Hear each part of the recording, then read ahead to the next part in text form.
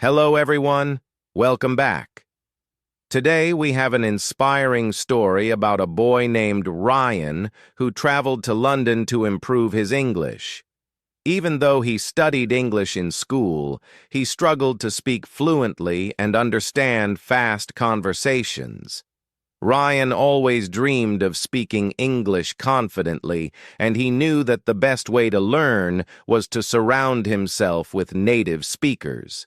So, after months of planning, he finally got the opportunity to go to London. It was a big step for him, and he felt both excited and nervous. Would he be able to communicate with people? Would he understand their accents? How would he improve his English? This is the story of Ryan's journey, his struggles, his progress, and how he finally mastered English in London. His experience teaches us that learning a language is not just about studying books, but about using it in real life. So let's begin Ryan's journey as he takes his first step toward mastering English in London. Part 1. The journey begins. Ryan had always dreamed of speaking English fluently. He came from a small town where people spoke little English. Although he had studied English in school, he still found it difficult to speak confidently. He knew that if he wanted to master the language, he had to immerse himself in an English-speaking country. After months of planning, he finally got the chance to go to London to improve his English. Excited yet nervous, Ryan packed his bags and boarded the plane. As he looked out of the window, he imagined his new life in London. He had heard that learning English would be easier if he surrounded himself with native speakers. But he also knew that it would not be easy.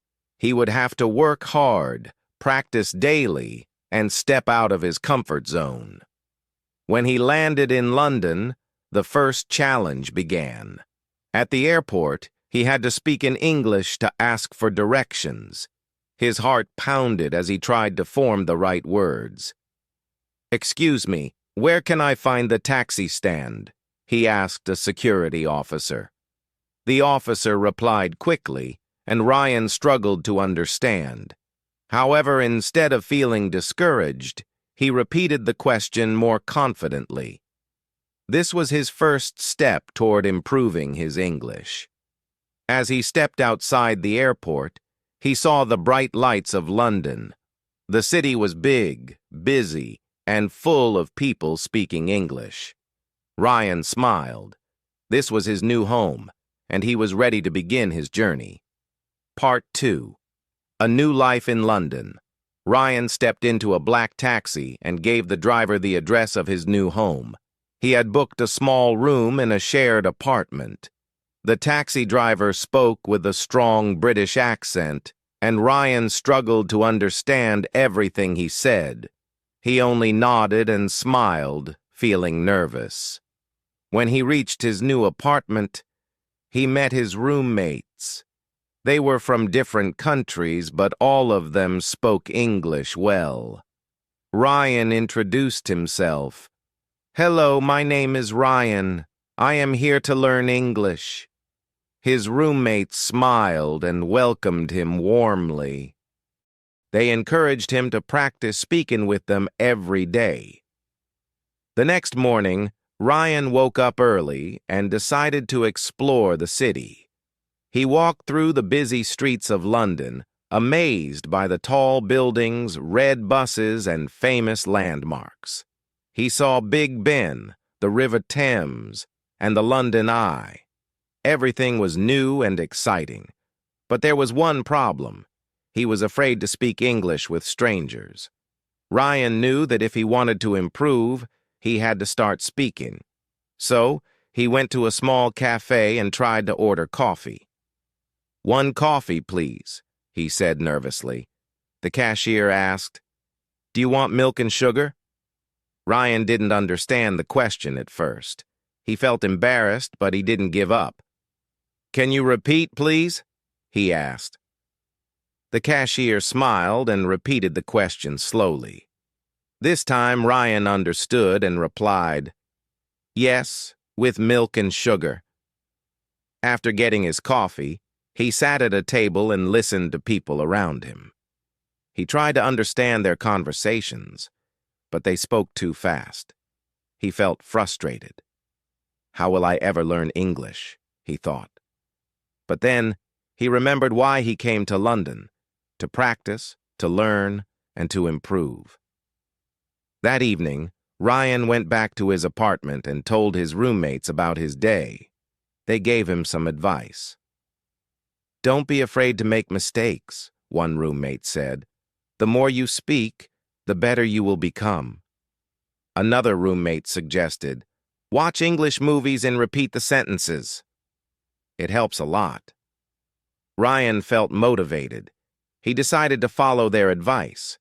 He started watching English TV shows with subtitles, writing new words in a notebook, and practicing speaking every day. He also promised himself that the next day he would try to have a longer conversation with someone. His journey had just begun, but Ryan knew he was on the right path. Part 3. Learning through real-life experiences. Ryan woke up feeling excited. He had promised himself that today he would speak more English. He knew that learning a language was not just about studying books. It was about using it in real life. He decided to take a bus and explore a new part of London.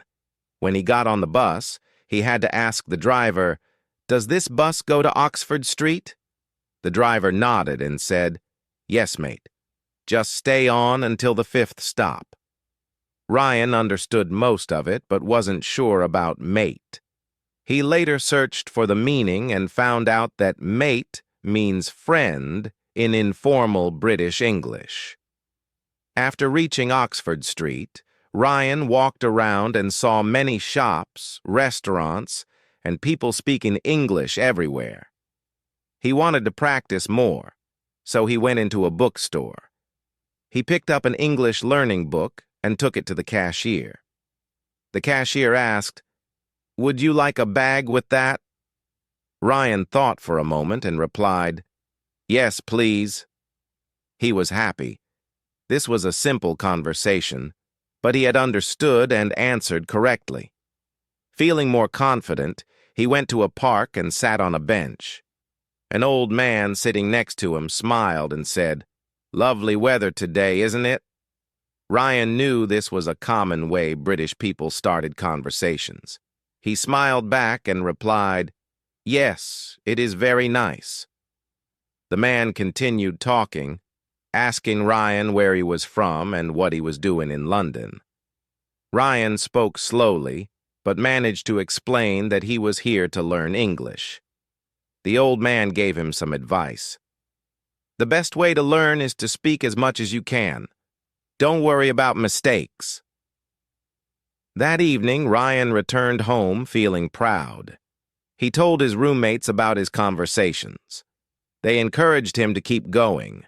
One of them suggested, "Try thinking in English instead of your native language.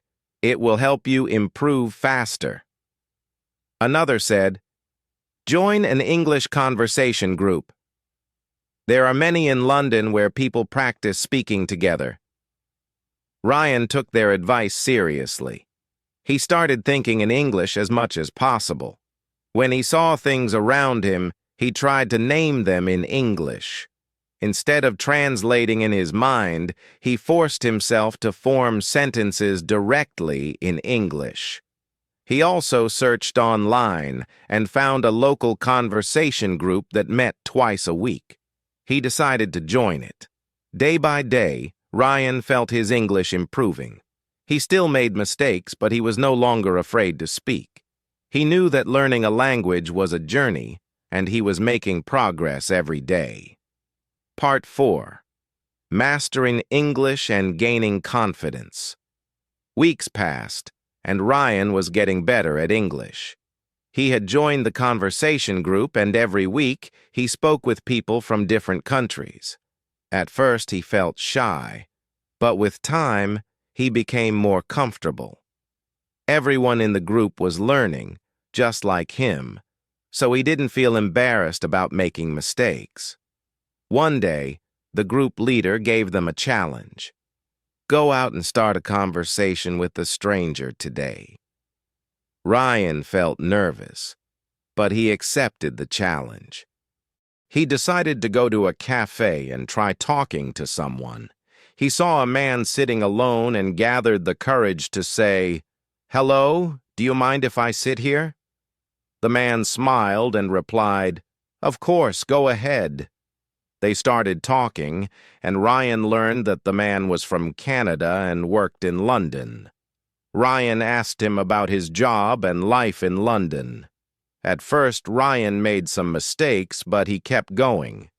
The man was patient and helped him with difficult words. After a 20-minute conversation, Ryan felt proud. He had just spoken with a native English speaker without fear. From that day on, Ryan made a habit of speaking with new people. He talked to shopkeepers, waiters, and even people at the bus stop. He also continued watching English movies, reading books, and practicing with his roommates. One evening, his roommates noticed his progress. "Ryan, your English has improved so much," one of them said. "You speak more naturally now." Ryan smiled. He still had a lot to learn, but he was no longer afraid. A few months later, Ryan had to return to his home country. As he packed his bags, he thought about how much he had changed. He arrived in London as a nervous English learner, but now he was confident. He knew he could communicate in English anywhere in the world. At the airport, before boarding his flight, he ordered coffee one last time in London.